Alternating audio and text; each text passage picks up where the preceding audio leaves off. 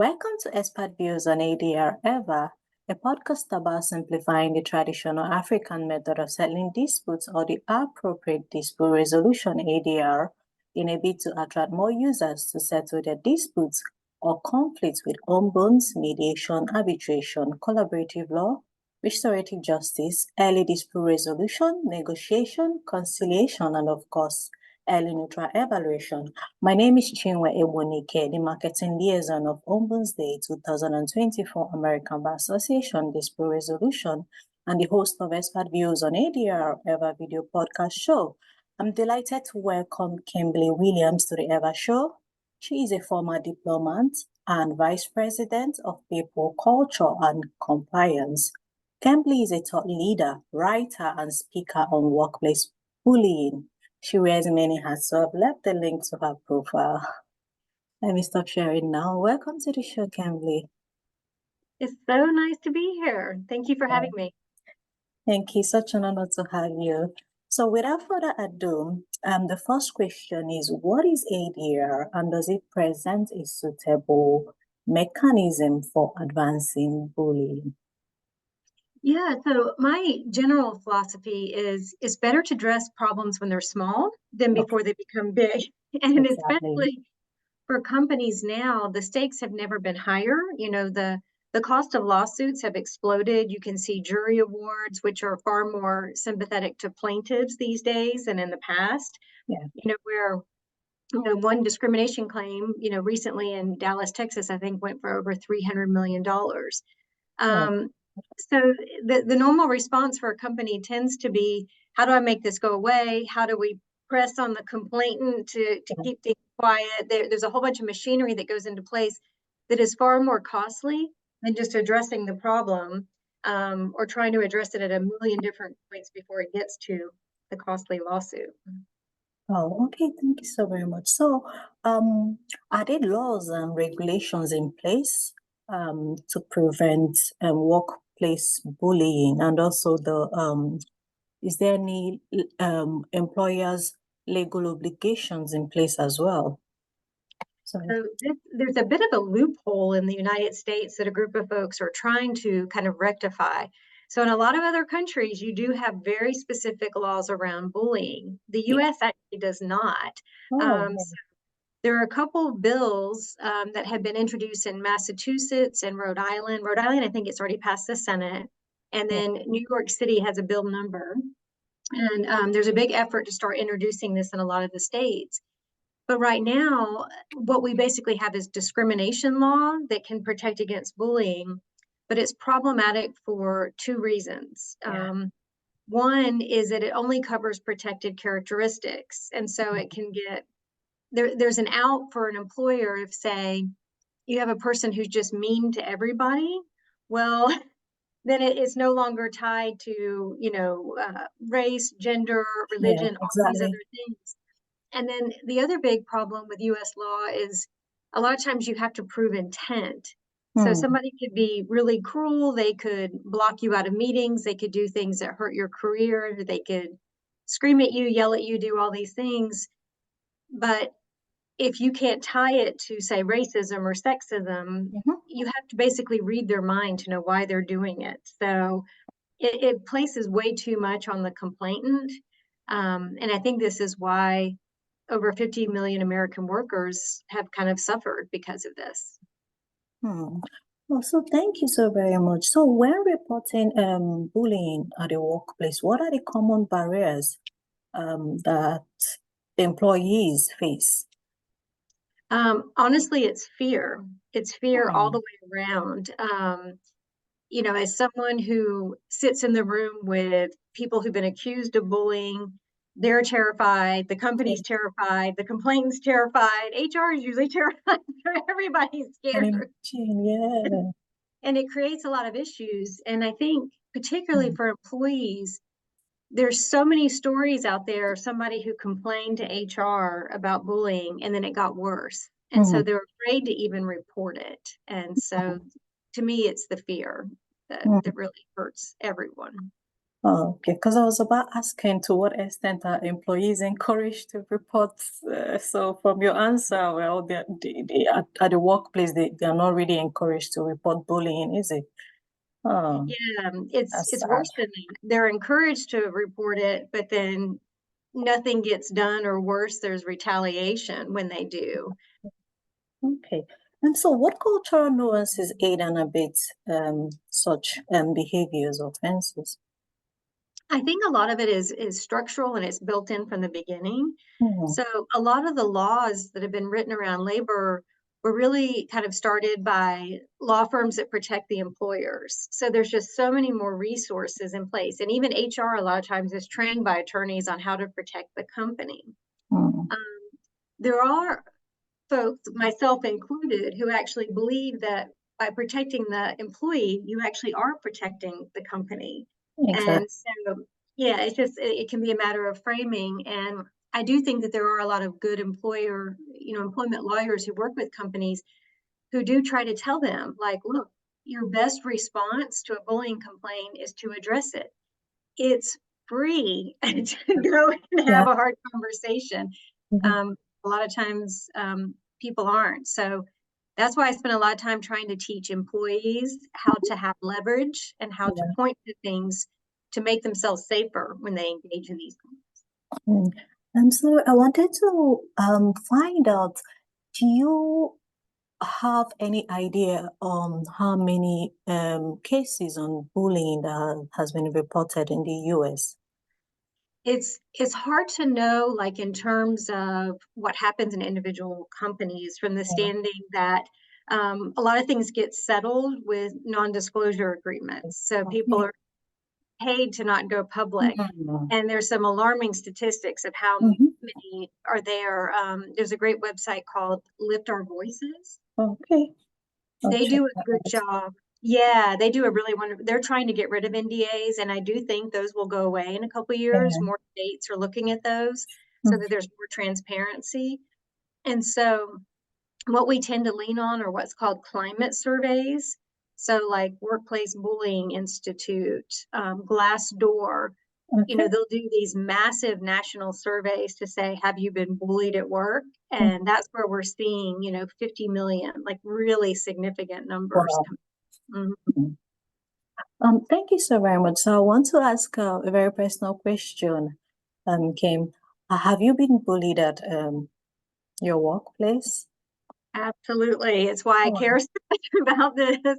oh, well, And yeah, and a lot of the activists I meet have been bullied. And I think until you understand that pain and that fear, because, in the US where we don't really have great safety nets, when your job is in danger, it can feel like your whole life is in danger. And people will get physically sick, they can't sleep, people are throwing up. There's so many ties to illnesses. There's now studies that show it leaves a scar on your brain. It's downright terrifying. A lot of people will even get PTSD just from this taking place at the work site. so did you report when that happened, or and how was it handled? I did, and at the time I was an HR chief, and so I couldn't report it to myself, and it was really unusual because Yeah, anyone else in my organization, I'm always very, very strict about this. Even at my company now, if I hear anything wrong as a yeah, VP, I will pick up the phone and I will call and I will engage. I mm, take it so seriously. yeah, And so when I was there, I couldn't ask my team to investigate because it would look tainted to investigate with their boss. And so from there, I actually went to inside counsel. So your okay, next recourse, if HR doesn't help you, or you are HR, is to go to attorneys on the inside of the organization or outside of the organization. hmm. And so I went to attorneys inside the organization, and they're like, "Oh no, that person's scary." Oh, And I was okay, like, "Yes, I know." and and then they're like, "Well, you should try and go to the board," because I was dealing with a chief executive who reported to the board. And so okay, I went to them, and all of them acknowledged a problem. yeah, Some of them wanted to fix it. Some of them said, well, it doesn't hurt us. And then one of hmm. them went and told this person who really let me have it after the fact. Oh, so how conducive was the environment, when this person had you reporting about bullying, about being bullied at the workplace? Was it Yeah. still? Well, that's what's interesting is my organization, I think, reflects a lot of organization. Mm-hmm. So if you have a low-ranking employee who bullies someone, Okay. fired on the spot. Oh If my it's an God. executive, though, they get very scared. And part of that's liability, because if they don't address it or there's findings, Yeah. no one's going to sue a company for a lot of money if harm was done by an hourly employee. But if the executive does it, the reputational damage can be really significant. And so it becomes far more high stakes. Hmm. And so, and what they tried to do is I kept having to force them over a Okay. matter of a year to Yeah. say, here are our policies. There were laws that were being broken. I've come to you with a very serious accusation. By law, you have to investigate. And I kept having to force it and to document what they were doing wrong throughout the process. But the climate of fear of not engaging was so entrenched. I mean, this individual had been torturing people for years, and it was just an open secret. Hmm. And it wasn't until I came on as a new person in HR and saw this and started Okay. questioning it that anything moved forward. Hmm. So as the HR manager, what did you do, to promote and facilitate safe reporting? So, I mean, Via informal process, or even via litigation. yeah. And so, I think there's a couple ways you can handle it as head of HR. One is, creating a lot of safety for the other executives so that Okay. they can come to you if they're struggling with something, if there is a complaint, so that we can work out problems when they're small and mediate and try and correct when there's little problems. But you also, in every interaction that you have with people, you have to establish psychological safety. Hmm. That's really important. Yeah. It is. And a lot of people tend to focus on only one side of that.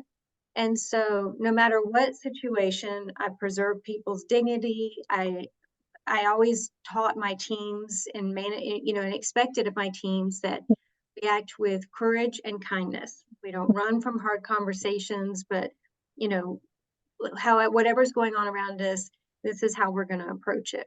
Oh, And so, okay. yeah, and then I think more important than anything else is addressing the hard stuff immediately. Yeah. In HR, we can't talk about disciplinary actions, but your employees will know.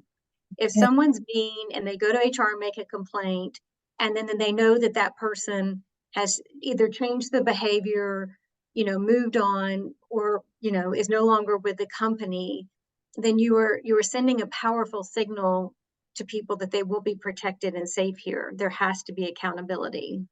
Okay, thank you so very much. So, how can organizations create a culture of inclusion, diversity that would, of course, create or encourage employers to speak up whenever they experience bullying or discrimination and harassment in the workplace? Yeah, I think it's about, really broadcasting your commitments and talking about those. I mean, Yeah. at that same organization where I knew there were some big cultural problems, we actually went through a process where I had the entire um, team kind of come together and develop a manifesto, like a commitment That's to great. folks. And it was a little bit modeled on Brene Brown. She has a Mhm. beautiful kind of manifesto about diversity, equity, and inclusion. Okay. And so I wanted it to be authored by the human beings of human resources. And then I had a 2-story wall in my office that Yeah. I had that printed. So it Mhm. was a big signal that, like, I'm standing behind this.